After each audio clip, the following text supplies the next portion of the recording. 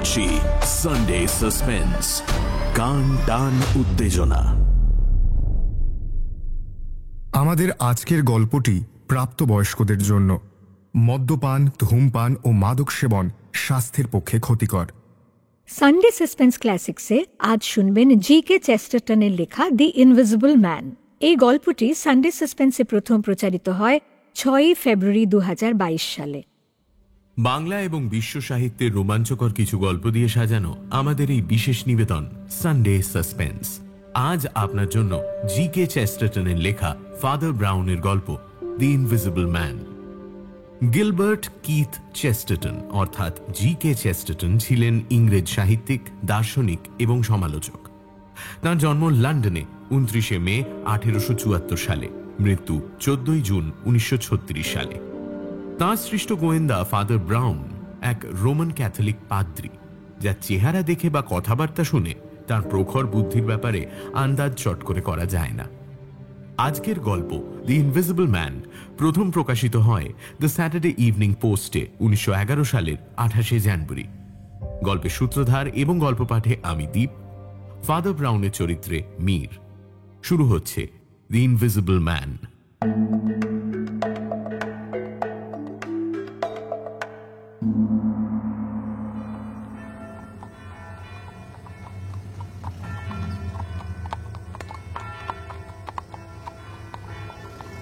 উত্তর পশ্চিম লন্ডনের ক্যামডেন। সূর্য ডুবে গেছে, আকাশে একটা নীলচে বেগুনি আভা ধীরে ধীরে সূর্যাস্তের কমলাকে মুছে দিচ্ছে।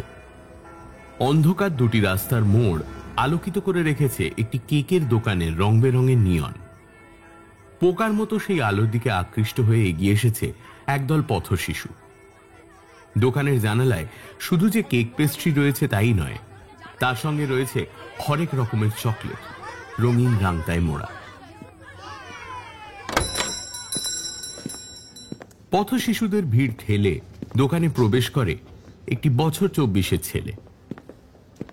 লম্বা শক্ত চেহারা, মাথার চুল টকটকে লাল, হাঁটা চলার মধ্যে একটা অস্থির ভাব। ছেলেটির বগল দাবা করা একটা ছাই রঙের ফাইল, ফাইলের ভেতরে ছেলেটির আঁকা একগাদা পেন্সিল স্কেচ। এই ছবি বিক্রি করেই ছেলেটির পেট চলে। তার নাম জন টার্নবুল অ্যাঙ্গাস। দোকানে ঢুকে ছেলেটি দোকানের পেছনে একটি ছোট ঘরে ঢুকল। এখানে বেকিং হয় এবং তার সঙ্গে রয়েছে বসে খাওয়ার ছোট্ট ব্যবস্থা। দোকানে যে মেয়েটি ছিল সে জন টার্নবুল অ্যাঙ্গাসকে অনুসরণ করে পেছনের ঘরে ঢুকল। Yes sir, what may I get for you? আমি একটা হাফ পেনি বান চাই, সঙ্গে একটা ব্ল্যাক কফি চাই, আর আর আর তোমাকে বিয়ে করতে চাই। দেখুন, এই ধরনের ইয়ার্কি আমি একদম পছন্দ করি না। আরে ইয়ার্কি নয়, আমি সত্যিই তোমায় বিয়ে করতে চাই। মেয়েটি অ্যাঙ্গাসের দিকে এতক্ষণ তাকিয়েছিল। এবার সে কয়েক মুহূর্তের জন্য উল্টো দিকে ঘোরে, ঠিক লজ্জায় নয়, চিন্তা করতে। ছেলেটিকে সে চেনে, তার নিয়মিত খদ্দের, কিন্তু এমন অপ্রত্যাশিত বিয়ের প্রস্তাবে যে তার কি উত্তর হওয়া উচিত সেটা সে ভেবে পায় না। কয়েক মুহূর্ত পরেই সে যখন আবার ছেলেটির দিকে ফেরে, দেখে ছেলেটি দোকানের ডিসপ্লে কেস থেকে নানান খাবার টেবিলে সাজাচ্ছে, আর সব খাবারের মাঝখানে একটি বিশাল বরফের মতো সাদা ওয়েডিং কেক। আরে আরে আরে আপনি কি করছেন? আমাদের প্রথম ডেট। মেয়েটি কোনো কথা না বলে ওয়েডিং কেকটা তুলে নিয়ে গিয়ে আবার ডিসপ্লে কেসে রেখে দেয়। ছেলেটি তার পেছনে পেছনে যায়। তুমি আমায় ভাববার একটু সময় দেবে তো? না না না না না, পাগল নাকি? আমি তোমায় ভাবার সময় দিই, আর সেই সুযোগে তুমি অন্য কারোর প্রস্তাবে হ্যাঁ বলে দাও আর কি। কিন্তু আমায় বিয়ে করার আগে তোমার কিন্তু আমার ব্যাপারে একটা জিনিস জানা উচিত। কি? তোমার অতীতে কি কিছু কেলেঙ্কারি? না, তেমন কিছু নয়, কিন্তু আচ্ছা একটু গুছিয়ে বলি। আমার বাবা লাডবেরির রেড ফিশ ইনের মালিক ছিলেন। লাডবেরি খুবই ছোট একটা গ্রাম, ব্যবসার কাজ ছাড়া সেখানে বিশেষ কেউ আসে না। কিন্তু রেড ফিশে দুজন লোক রোজ আসতো। দুজনেরই চেহারা অদ্ভুত, একজন খুব লম্বা, আরেকজন খুব বেঁটে। বেঁটে মানে প্রায় বামন। বেঁটে লোকটার নাম ছিল ইসিডোর স্মিথ, আর লম্বা লোকটা জেমস ওয়েলকিন। ওয়েলকিনকে ঢ্যাঙা হওয়া সত্ত্বেও দেখতে খারাপ ছিল না। কিন্তু ওর সমস্যা হচ্ছে ও ছিল ভয়ঙ্কর রকমের ট্যারা। চেহারার কারণেই বোধহয় দুজনের বিশেষ বন্ধু ছিল না। ওয়েলকিন হেঁটে বেড়াতে ভালোবাসতো, বেচারা একা একাই হাঁটতো। দুজনেই আমায় বিয়ে প্রস্তাব দেয়, কিন্তু আমি দুজনকেই না বলি। একজন বামন বলে আর একজন ট্যারা বলে যে আমি তাদের না বলেছি সেটা তো আর বলা যায় না। তো আমি অন্য অজুহাত দিয়েছিলাম। তারপরে দুজনেই ল্যাডবেরি ছেড়ে কাজের খোঁজে বেরিয়ে পড়ে। তারপর থেকে দুজনের কারোর সঙ্গেই আমার বিশেষ যোগাযোগ নেই। কিন্তু স্মিথ আমায় দুটো চিঠি লিখেছিল। আর ওয়েলকিন? না, ওয়েলকিনের সঙ্গে কোনো যোগাযোগই নেই। স্মিথ প্রথম চিঠিতে লিখেছিল যে ও ওয়েলকিনের সঙ্গেই লন্ডনের দিকে হাঁটা দিয়েছিল, কিন্তু মাঝ রাস্তায় একটা সার্কাসে জোকারের কাজ পেয়ে যায়। আর দ্বিতীয় চিঠি? সেটা গত সপ্তাহেই পেয়েছি, আর সেখান থেকেই সব ঝামেলা শুরু। ঝামেলা? আচ্ছা, তুমি স্মিথ সাইলেন্ট সার্ভিসের নাম শুনেছো? স্মিথ সাইলেন্ট সার্ভিস ওই ঘরের সব কাজ করে দেওয়ার মেশিন তো? রান্না করার মেশিন, জামা কাপড় কাচার মেশিন, ওইগুলোই তো? হ্যাঁ, বিজ্ঞাপন দেখেছি। হ্যাঁ, ওই স্মিথ সাইলেন্ট সার্ভিসের স্মিথ হচ্ছে ইসিডোর স্মিথ, আর ও ওই মেশিন বেচে এখন লাখ লাখ পাউন্ড রোজগার করছে। আর অন্যজন? ওয়েলকিনের জন্যই আমার এখন দিনরাত আতঙ্কে কাটছে। কিন্তু তুমি যে বললে ওর সঙ্গে যোগাযোগ নেই। নেই তো, কিন্তু কিন্তু ওয়েলকিন আমার উপর ভূতের মতো ভর করে আছে। আমি আমি তাকে দেখতে পাচ্ছি না, কিন্তু তার গলার আওয়াজ শুনতে পাচ্ছি। গলার আওয়াজ? একদম পরিষ্কার শুনেছি। কবে? কোথায়? প্রথম শুনেছিলাম এই দোকানের বাইরেই, যেদিন স্মিথের প্রথম চিঠি এসেছিল। আমি চিঠিটা খুলে পড়ছিলাম দোকানের সামনে দাঁড়িয়ে। মানে মানে তখন নিশ্চয়ই কাছেই ছিল। না, কেউ ছিল না, আমি দোকানের সামনেই দাঁড়িয়েছিলাম। আর ওটা যে ওয়েলকিনের গলার আওয়াজ সে ব্যাপারেও আমি নিশ্চিত। ওয়েলকিনের হাসি আমার মনে আছে। সেদিন চিঠিটা পড়তে পড়তে আমি যে হাসিটা শুনেছিলাম সেটা ওয়েলকিন ছাড়া আর কারণ নয়। তুমি তুমি নিশ্চয়ই ভাবছো আমি পাগল হয়ে গেছি, তাই না? না, তোমার যখন নিজেকে পাগল মনে হচ্ছে তখন তুমি পাগল হওনি। পাগল কখনো নিজেকে পাগল ভাবে না। কিন্তু এই ব্যাপারটা নিয়ে তো একটু ভাবতে। ছেলেটির কথা থেমে গেল দোকানের বাইরে এক বিকট শব্দ করে একটি গাড়ি থামার কারণে। গাড়ি থেকে একজন বেঁটে লোক হন্তদন্ত হয়ে দোকানের ভেতরে ঢুকলেন এবং হনহন করে সামনের ঘর থেকে এসে পেছনের ঘরে ঢুকলেন। লোকটিকে দেখেই ছেলেটি চিনতে পারল। খুব কম উচ্চতা, চকচকে বুদ্ধিদীপ্ত চোখ, পরিপাটি জামা কাপড়। এটা নিশ্চয়ই ইসিডোর স্মিথ। স্মিথ ছেলেটিকে একেবারেই পাত্তা না দিয়ে সোজা মেয়েটিকে বলল, হোপ, হোপ, তোমার ডিসপ্লে কেসে কি রাখা রয়েছে তুমি দেখেছো? আমার ডিসপ্লে কেসে? কই না তো। এসো এসো এসো, বাইরে এসে দেখে যাও। ও মাই গড! তিনজনে বাইরে আসতে ইসিডোর স্মিথ ডিসপ্লে কেসের দিকে আঙুল দেখালেন।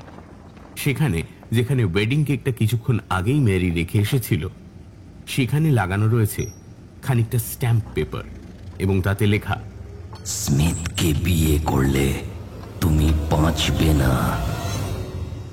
যাক, একটা জিনিস অন্তত প্রমাণ হলো, তুমি পাগল নও। এটা এটা ওয়েলকিনের কাজ। উফ, আমাকে আমার ফ্ল্যাটে 5টি হুমকি চিঠি পাঠিয়েও ও শান্তি হয়নি। এটাকে ধরতে পারলে আমি উচিত শিক্ষা দেব। কিন্তু কিন্তু তাকে তো দেখতেই পাই না। আমার বিল্ডিং এর পোর্টার পর্যন্ত তাকে ঢুকতে দেখেনি। এদিকে মাই গড, আমরাও তো দেখতে পাইনি, অথচ এই কাজটা গত কয়েক মিনিটের মধ্যেই হয়েছে। আমি বলি কি, এই কেসটা একজন গোয়েন্দার হাতে দেওয়া যাক। এসব রহস্যের কুলকিনারা করা আমার আপনার কাজ নয়। আমার চেনা একজন আছে, লখনৌ ম্যানশনসে থাকে, হ্যামস্টেডে, নাম ফ্ল্যাম্বো। সে কি? সে তো আমার বাড়ির একদম কাছেই। আমি থাকি হিমালয় ম্যানশনসে। একটা কাজ করা যাক, আপনারা আমার সঙ্গে আমার বাড়িতে আসুন। আমি ওই হুমকি চিঠিগুলো নিয়ে নিই, তারপর সবাই মিলে একসঙ্গে যাওয়া যাবে। কি বলেন? হ্যাঁ।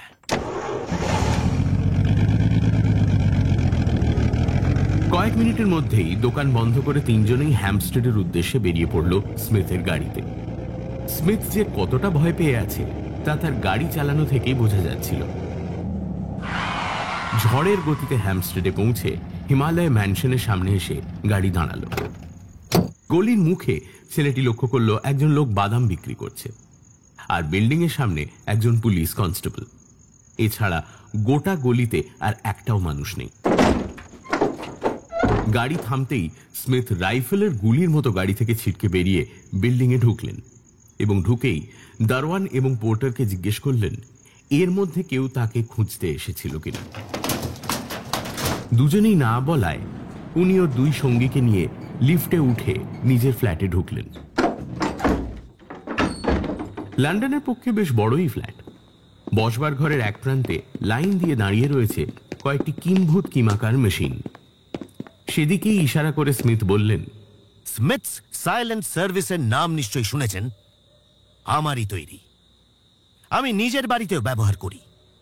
এরা এরা সবই পারে, খালি খালি খালি কে আমাকে হুমকি চিঠি দিচ্ছে সেটাই বলতে পারে না।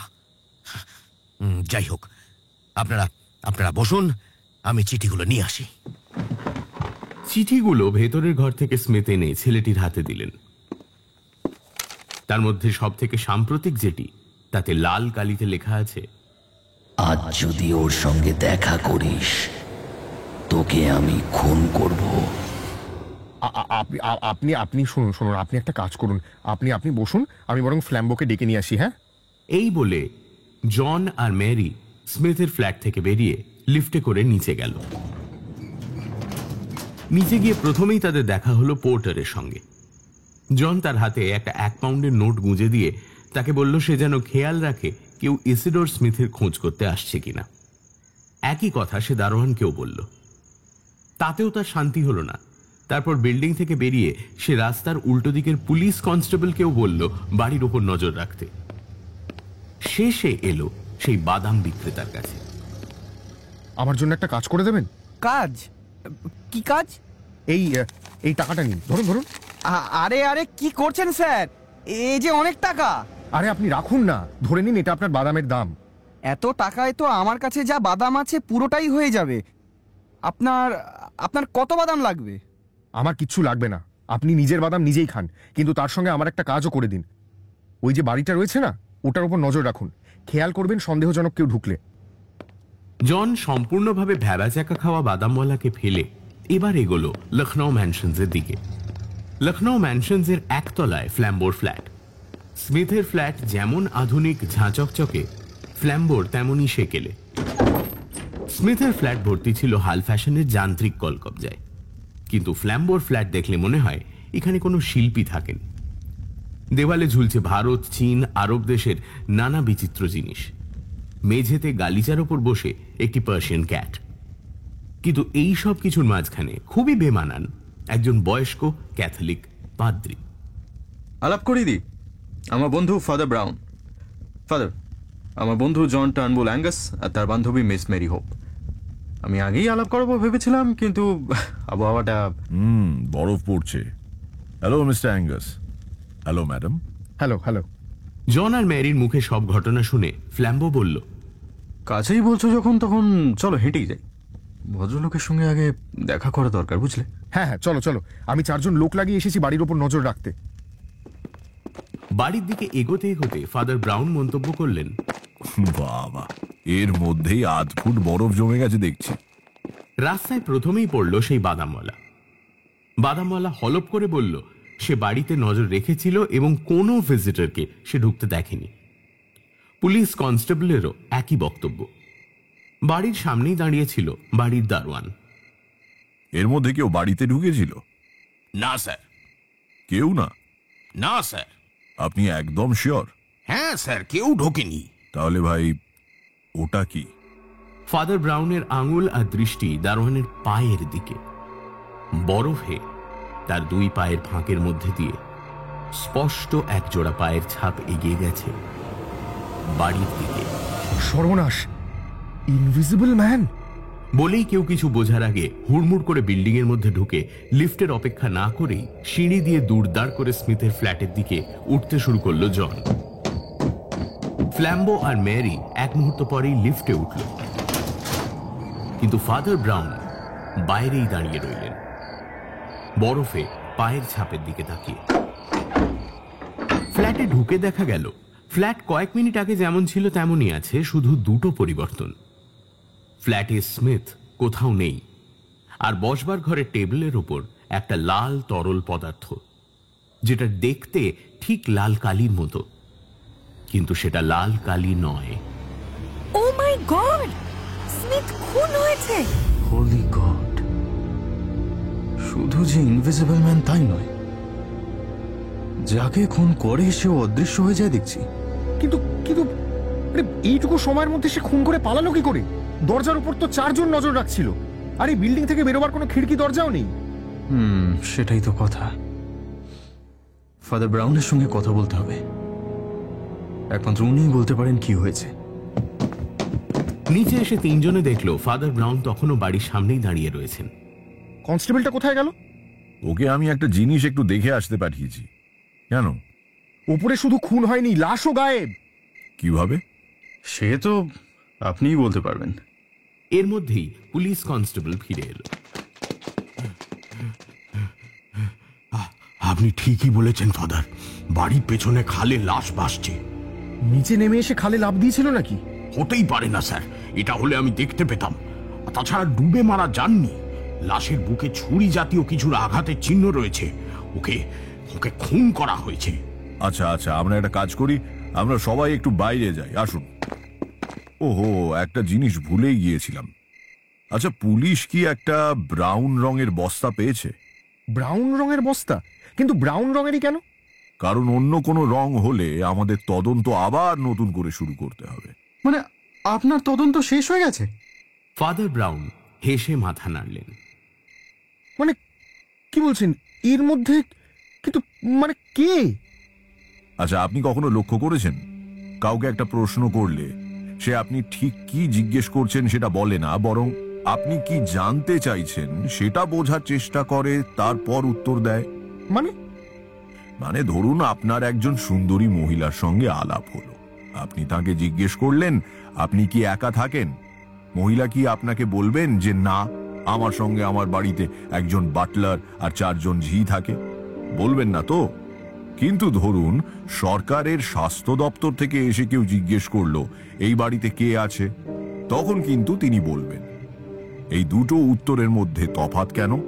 কারণ এই প্রশ্নের মাধ্যমে যেটা জানতে চাইছেন প্রশ্নকর্তা, সেটা উনি বুঝে উত্তর দিচ্ছেন।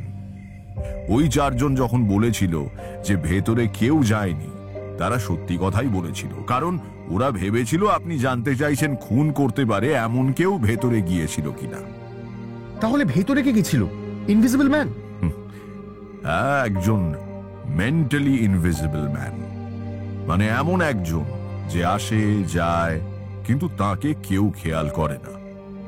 মিস্টার অ্যাঙ্গাস আমাদের যা বলেছেন তার থেকে কিন্তু এর ব্যাপারে আমরা কিছু জিনিস আন্দাজ করতে পারি।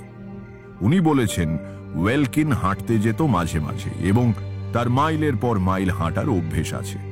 তারপর জানলার কাছে ডাক টিকিট, আর তারপর ম্যাডাম যে কথাগুলো বললেন তার মধ্যে দুটো জিনিস যেগুলো সত্যি হতে পারে না। ম্যাডাম কিছু মাইন্ড করবেন না, আপনি বলেছিলেন আপনি যখন রাস্তায় চিঠিটা পড়ছিলেন তখন আপনি একা ছিলেন। এটা হতে পারে না। কেন হতে পারে না? কেন? আহা, তাহলে চিঠিটা ম্যাডামের কাছে এলো কি করে? পায়রা তো দিয়ে যায়নি সেটা। আপনি বলছেন ওয়েলকিন ওর রাইভালের চিঠি ওর কাছে নিয়ে এসেছে? না হলে আর কে নিয়ে আসবে? উফ, এই রহস্য আমি আর নিতে পারছি না। আচ্ছা, কে এই লোকটা, আর কি এমন পড়েছিল যে অদৃশ্য হয়ে গেল? ও একটা লাল, নীল আর সোনালী রঙের ইউনিফর্ম পরেছিল, আর এই ইউনিফর্ম পরে ও 8 জন লোকের সামনে দিয়ে হিমালয় অ্যাপার্টমেন্টে ঢুকেছিল, স্মিথকে খুন করেছিল এবং তারপর স্মিথের লাশ নিয়ে বেরিয়ে গিয়েছিল। আপনি কি পাগল না আমি? আপনি পাগল নন মিস্টার অ্যাঙ্গাস, কিন্তু একটু আনঅবজারভেন্ট। ওয়েলকিন ভেতরে ঢুকেছিল কিভাবে? পোস্টম্যান সেজে। আর লাশ নিয়ে পালালো কি করে? পোস্টম্যানের সঙ্গে কি থাকে? চিঠির বস্তা।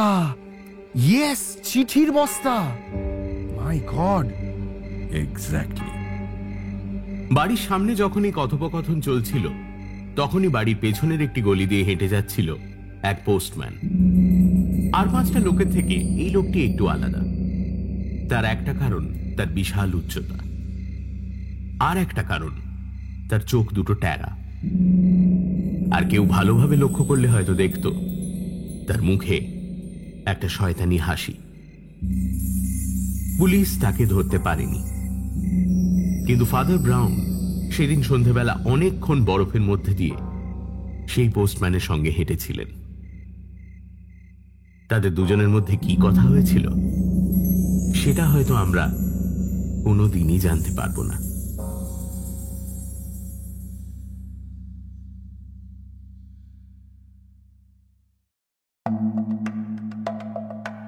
সানডে সাসপেন্সে আজ শুনলেন জি.কে. চেস্টারটনের লেখা ফাদার ব্রাউনের কাহিনী দি ইনভিজিবল ম্যান।